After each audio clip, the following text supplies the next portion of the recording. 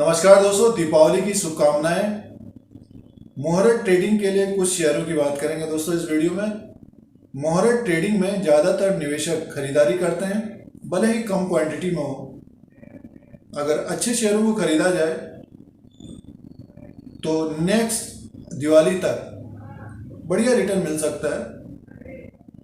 Nifty 50 देखिए 18,000 के आसपास है, थोड़ा बहुत करेक्शन हो रहा है, उतार चढ़ाव हो रहा है। बहुत सारे शेयर पिछले साल के अनुसार देखते हैं तो दुगने से 3 गुने हुए हैं। एसबीआई का ही देख लीजिए आप, 530 तक पहुंच गया है और रिजल्ट भी बढ़िया आया था। कल एक वीडियो भी पोस्ट किया था, रिजल्ट बढ़िया आया था। प्रोविजन भी कम किया था, बट ये है कि जो 7,400 करोड़ का एक्स्ट्रा प्रोविजन किया है तो उसकी वजह से थोड़ा सा प्रॉफिट कम था, बट प्रॉफिट एक तरह से बढ़ के आया था। तो बेहतरीन रिटर्न दिया है एसबीआई ने। इसी तरह से अगर प्रॉफिट और रेवेन्यू बढ़ता है तो ये स्टॉक हमें नेक्स्ट दिवाली तक यहां से भी अच्छा खासा रिटर्न मिल सकता है। अब बहुत सारे निवेशकों के मन में ये आ रहा होगा कि बहुत बढ़ गया है। बात भी सही है। देखिए अभी कुछ समय पहले, 2 महीने पहले लगभग 400 के आसपास था। तो थोड़ा बहुत अगर मुनाफा वसूली होती है तो ये स्टॉक के ऊपर नजर रखना चाहिए। पीएसयूज बैंकों में काफी तेजी होने की संभावना है अगले 6 महीना और 12 महीने के अंदर। जिन लोगों के पास एसबीआई है, कैनरा बैंक है, जिन्होंने निवेश किया है, ये निवेश की बात हो रही है दोस्तों, जिन्होंने निवेश किया है तो काफी अच्छा रिटर्न मिलता हुआ दिख सकता है। इनका ग्रॉस एनपीएज, जैसे कि कल देखिए एसबीआई का ग्रॉस एनपीएज कम हुआ है और नेट एनपीएज भी कम हुआ है। इसी तरह से नेक्स्ट Q3 Q4 में अगर कम होता है, ईपीएस बढ़ता है। ईपीएस देखिए एसबीआई का 8 के ऊपर है। तो एसबीआई से एक अच्छी उम्मीद है आगे 6 महीना और 12 महीने में। तो स्मॉल क्वांटिटी के हिसाब से इसको देख सकते हैं। बेहतरीन बैंक है पीएसयूज का। और इसी के साथ इंडियन बैंक का स्टॉक काफी वोलेटाइल स्टॉक है और 167 के आसपास है। अगर एसबीआई है, कैनरा बैंक है, तो इंडियन बैंक का स्टॉक काफी वोलेटाइल स्टॉक है। ये स्टॉक दोस्तों नेक्स्ट 6 महीना और 12 महीने के अंदर लगभग 200 क्रॉस करना चाहिए। अभी देखिए 2 महीने पहले ये लगभग 120-124 के आसपास था। तो मुहूर्त ट्रेडिंग में इंडियन बैंक को भी देखना चाहिए। अगर पीएसयूज बैंकों में अगर स्टॉक लेना चाहते हैं तो एसबीआई, कैनरा बैंक और इंडियन बैंक। उसके बाद अगर हम बात करते हैं तो 4847 रुपए के आसपास है यूनियन बैंक। रिजल्ट बढ़िया आया था। प्रॉफिट देखिए पिछले साल के अनुसार 3 गुना बढ़ा है और ग्रॉस एनपीएज 12 के आसपास है, ज्यादा है।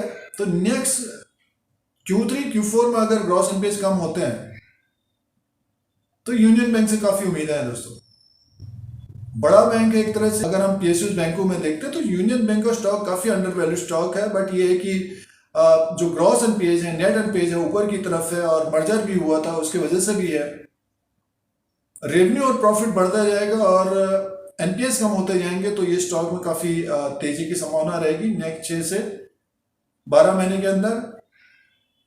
बट ये निवेश की बात है दोस्तों, ट्रेडिंग की बात नहीं है, क्योंकि स्टॉक में तेजी आई, थोड़ा बहुत करेक्शन भी होता रहता है, मार्केट में उतार चढ़ाव होते रहता है। निफ्टी 50 देखिए 18,000 के आसपास है। अगर बाउंस बैक करके ऊपर की तरफ जाता है स्टॉक, हमें 50 रुपीज का क्रॉस करता हुआ दिखेगा। उसी तरह से पीएनबी का स्टॉक में काफी उतार चढ़ाव होता है। पीएसयूज बैंकों में काफी उम्मीदें हैं। और अगला स्टॉक रहेगा मुहूर्त ट्रेडिंग के लिए मारुति का। मारुति के स्टॉक में देखिए जो एक रेंज बना हुआ है 6500 से 7700, अब की बार देखिए 7800 7900 तक गया था, बट 8300 को ब्रेक नहीं गया। उसका कारण ये है कि बहुत सारे इश्यूज बने हुए हैं, स्पेशली जो सेमीकंडक्टर का इशू बना हुआ है। अगस्त और जुलाई के आसपास से न्यूज आई थी, तब से एक तरह से स्टॉक में थोड़ा सा अंडर प्रेशर था। बट अब जो है देखिए स्टॉक प्राइस देखते हैं तो 7700 के आसपास है। और कुछ समय पहले भी एक वीडियो पोस्ट किया था, 6-7 शेयर्स की बात की थी। लगभग 6 महीना और 1 साल में अच्छा रिटर्न मिलता हुआ दिख सकता है, 15 से 20%। और मारुति का स्टॉक देखिए बढ़ने का रीजन ये रहेगा कि सेमीकंडक्टर का जो इशू है खत्म होता हुआ नजर आएगा और ये स्टॉक में तेजी नहीं आई दोस्तों। और दूसरी बात यह कि इसने इसी साल 8,300 का, टेक्निकली अगर हम देखें 8,300 का हाई बनाया था। तो जिस तरह से स्टॉक ऊपर की तरफ जा रहा है, अगर 7700 के आसपास है, इसी के आसपास अगर रहता है, तो स्टॉक हमें 8300 को ब्रेक करते हुए लगभग 7 से 10% तेज होता हुआ दिख सकता है। बेहतरीन एक तरह से कंपनी है ऑटो सेक्टर में। अब रिवाइवल की बात होगी दोस्तों, क्योंकि स्क्रैप पॉलिसी भी है इन्वेस्टमेंट के तौर पे, निवेश के तौर पे। तो मारुति का स्टॉक अगले 1 साल में अच्छा खासा रिटर्न दे सकता है दोस्तों, और जो इश्यूज बने हुए हैं वो खत्म होते हुए नजर आएंगे। तो इस मुहूर्त ट्रेडिंग में पीएसयूज बैंकों के ऊपर नजर रखिए, और जो अंडर वैल्यूड है एसबीआई का स्टॉक जरूर 530 तक पहुंच गया, और उसके बाद ऑटो सेक्टर में मारुति का स्टॉक। उसके बाद बात करेंगे दोस्तों रियल्टी सेक्टर से बात करेंगे, और डीएलएफ की बात करेंगे। डीएलएफ का स्टॉक देखिए अप ट्रेंड में बना हुआ है टेक्निकली चार्ट में, और अगर हम रिजल्ट की बात करते हैं तो इम्प्रूवमेंट हो रहा है, और रियल्टी सेक्टर में अगले 1 से 2 साल में बड़ी तेजी आने की संभावना है दोस्तों। पिछले 7-8 साल में जो अंडर परफॉर्म किया है, और डीएलएफ का स्टॉक जो है धीरे धीरे ऊपर की तरफ जा रहा है, 425-430 के आसपास है, तो ये शेयर हमें 500 प्लस दिखना चाहिए नेक्स्ट दिवाली तक। तो दोस्तों ये कुछ शेयर्स हैं, और रियल्टी सेक्टर में डीएलएफ।